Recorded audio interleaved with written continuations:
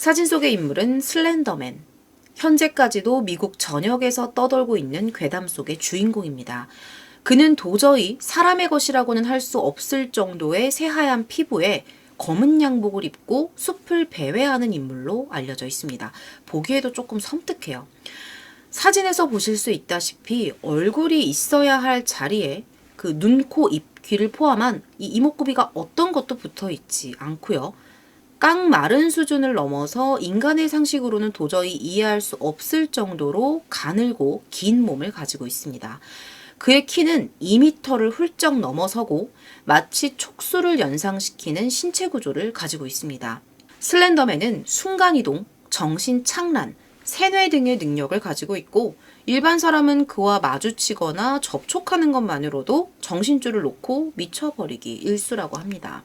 괴담에 따르면 그는 초기 문명 이전부터 자주 목격이 되었고 그를 묘사한 사파나 기록물 또한 존재한다고 전해지지만 이는 확인되지 않은 사실이라고 합니다.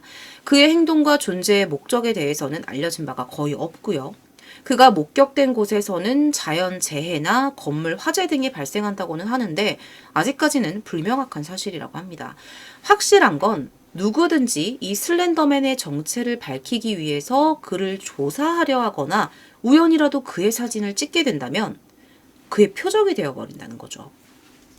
지금 보고 계시는 사진은 슬렌더맨이 목격되었다고 전해지는 사진들입니다. 슬렌더맨은 2009년 크리피파스타라는 웹사이트에서 개최된 온라인 포럼 콘테스트에서 만들어진 가상의 캐릭터예요. 크리피파스타라는 게 뭐냐면 이런 미스터리나 호러에 관심을 가지고 있는 유저들이 모여서 여러 가지 괴담과 무서운 이야기, 악마나 귀신에 대한 정보 등을 공유하는 사이트입니다. 우리가 흔히 유튜브 괴담으로 알고 있는 이야기들도 대부분 이 사이트를 통해서 생성이 됐다고 보실 수 있겠죠. 이 크리피파스타를 통해서 알려진 바에 따르면 슬렌더맨은 숲에 숨어 있다가 어린아이를 납치해서 잡아먹는 생명체로 알려져 있습니다. 그는 프록시라는 부하들을 거느리고 있는데 이 부하들을 거느린 채 미국에 있는 어느 숲속에 위치한 대저택에 거주하고 있으며 자신이 타겟으로 삼은 러너들을 뒤쫓으며 살아간다고 합니다. 이 러너라는 사람들은 제가 앞서서 설명했던 것과 같이 슬렌더맨의 심기를 건드리거나 그를 목격한 사람 혹은 접촉한 사람들을 일컫는 말이에요. 이걸 러너라고 한대요.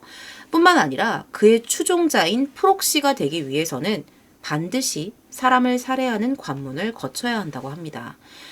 이처럼 슬렌더맨에 대한 괴담과 정보가 사이트를 통해 확산이 되고 이에 흥미를 가지는 사람들이 많아지면서 그를 캐릭터로 한 게임이 제작이 되는 등 여러 경로를 통해서 이 슬렌더맨이라는 인물의 존재가 미국 전역으로 퍼지기 시작합니다. 하지만 어디까지나 이 슬렌더맨이라는 존재는 사람에 의해 창작된 상상 속의 허구의 인물이고요. 그를 목격했다는 진술과 사진 역시 조작된 것으로 밝혀졌죠. 그러나 공포와 미스터리를 즐기는 사람들에 의해 슬렌더맨 이야기는 보다 더 자극적이고 무서운 내용들로 부풀려졌고요. 입에서 입을 통해 빠른 속도로 퍼져나갔습니다. 이와 같은 괴담을 접한 사람들은 대부분 비슷한 반응을 보였어요. 무섭다, 섬뜩하다, 기분 나쁘다 라는 등의 좀 부정적인 표현들이 줄을 이었죠.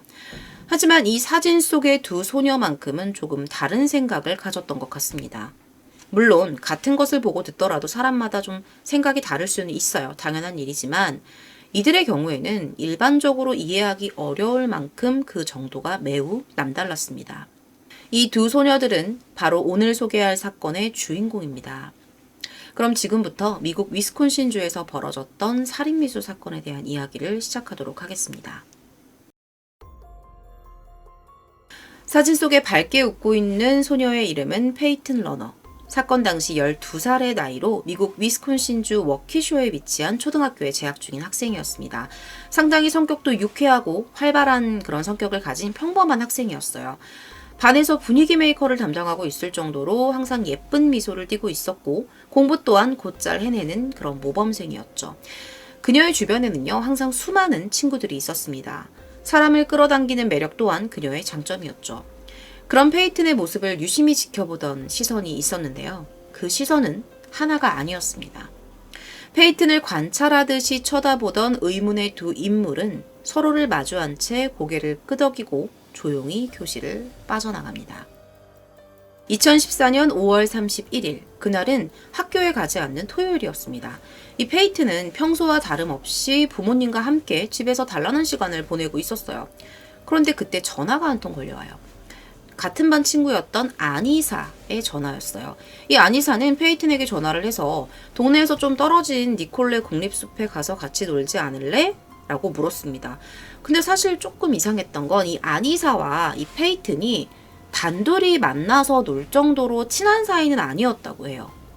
하지만 페이튼은 또래 소녀들과 마찬가지로 친구와 노는 걸 상당히 좋아했기 때문에 좀 이상하긴 했지만 이 기회를 통해서 안이사하고도 친해져야겠다라는 생각으로 나간 거예요. 그 자리로.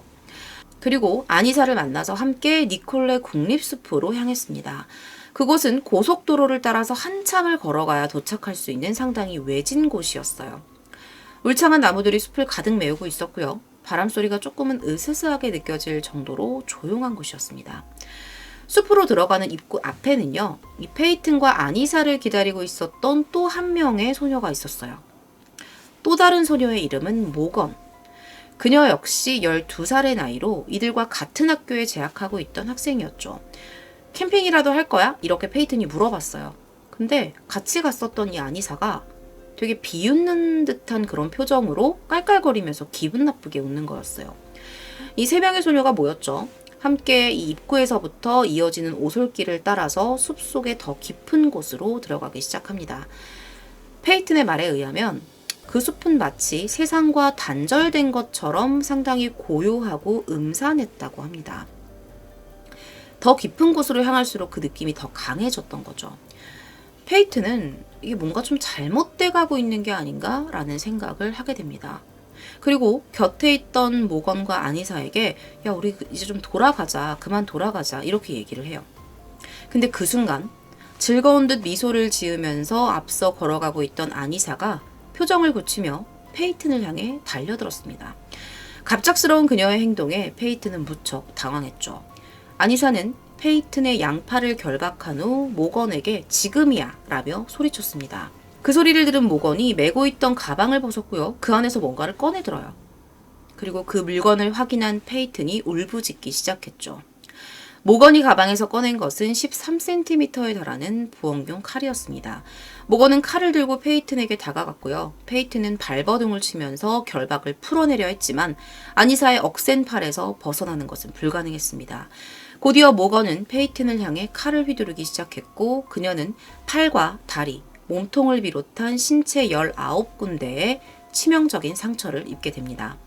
안이사는요, 모건의 공격이 끝난 뒤에야 페이튼을 결박하고 있던 팔을 풀어주었습니다.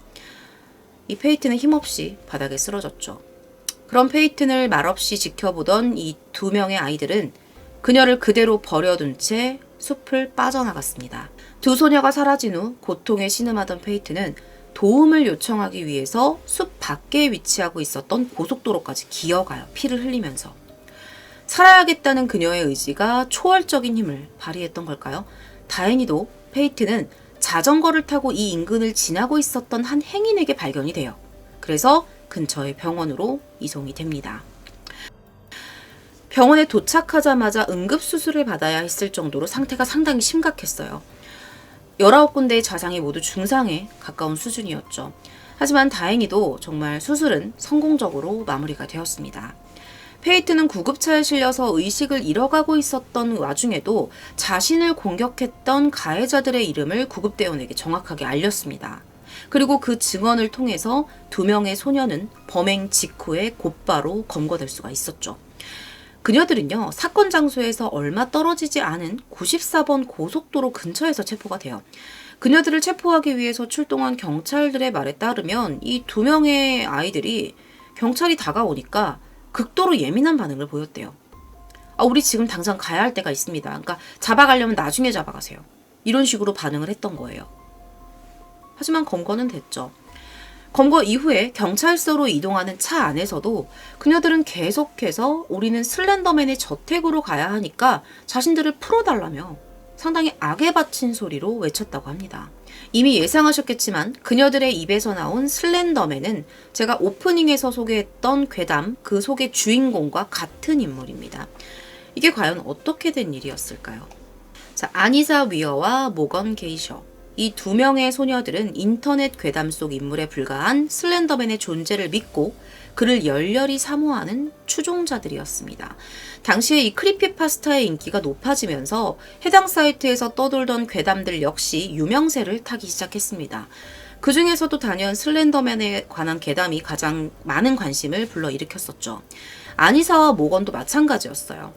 그녀들은 이 크리피파스타를 통해 슬렌더맨에 대한 괴담을 접했고 거기에 상당한 관심을 보이기 시작합니다. 그 관심이 날로 커지기 시작하면서 그녀들은 슬렌더맨이 실제로 존재한다는 망상을 품게 돼요. 그리고 실제로 만나야겠다는 생각까지 하게 됩니다. 슬렌더맨을 만나서 그의 존재를 실제로 확인을 하고 그에게 자신들의 충성심을 증명하고 싶었던 거예요. 아니사와 모건은요, 슬렌더맨에 관한 정보라면 무엇이든지 알고 있었어요. 그의 추종자가 되기 위해서는 사람을 죽여야 한다는 터무니없는 이야기까지도 말이죠. 둘 중에 모건은요, 사람을 죽여야 한다는 것에 대한 두려움을 보였다고 합니다. 하지만 아니사는 슬렌더맨의 부하가 되어 그의 대저택에서 살 수 있다라는 말로 그녀를 회유하기 시작했고, 결국 두 소녀는 그 망상을 현실로 이루기 위한 계획을 세우기 시작합니다. 그 대상으로 같은 학교에 재학 중이었던 페이튼을 골랐던 거죠. 범행 대상을 정한 이후에 모건은 아니사의 명령에 따라 자신의 집에서 범행을 하기 위한 연습을 합니다. 자, 이 인형을 가지고 연습을 했는데 인형의 배 위에 슬렌더맨을 상징하는 표식을 그려 넣는가 하면 인형의 몸을 하는 등의 잔인한 방법을 통해서 말이죠. 뿐만 아니라 범행 직전에 이들이 체크리스트까지 가지고 있었어요. 이런 식으로. 체크리스트. 이런 체크리스트가 공개가 되면서 그 치밀함에 많은 사람들이 놀라움을 금치 못했다고 합니다. 그 리스트에는요, 사건 장소였던 니콜레 국립숲으로 가는 약도가 그려져 있었고요. 카메라, 숲의 지도, 스프레이, 손전 등등 만일의 사태를 대비한 여러 물품까지 고스란히 적혀 있었습니다.